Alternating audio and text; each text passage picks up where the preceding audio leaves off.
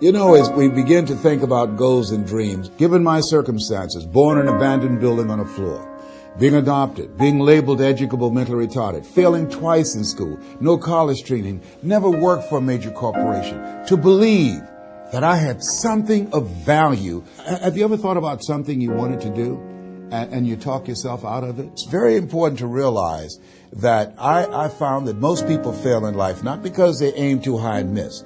Most people fail in life because they did just like I did for so many years. They aimed too low and hit.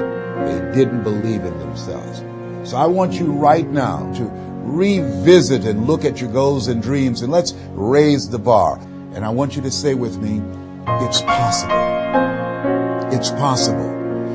It's possible. I can do this. I can make this happen. No matter how bad it is or how bad it gets, I'm going to make it. It's possible.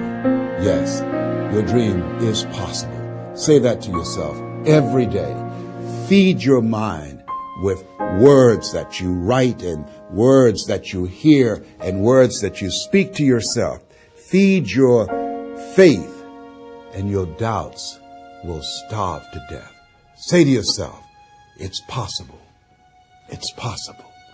It's possible. Even when you have no evidence to point to, say to yourself, it's possible. There's nothing as powerful as a made-up mind. It's a struggle sometimes to do that, especially when you have people around you telling you that it's not possible, that you can't do it. And they're constantly pointing out your failures of the past, constantly reminding you of all of the things that you don't have going for you. I'm reminded of the story of the two little boys that were playing on some ice during the winter. And as they got further out on this ice, one fell through the thin ice. And so the little fellow that was still on top of the ice, he was trying to save his little buddy. And he couldn't reach him. He was trying to pull him. He could see him through the thin ice as he got further away from him, struggling.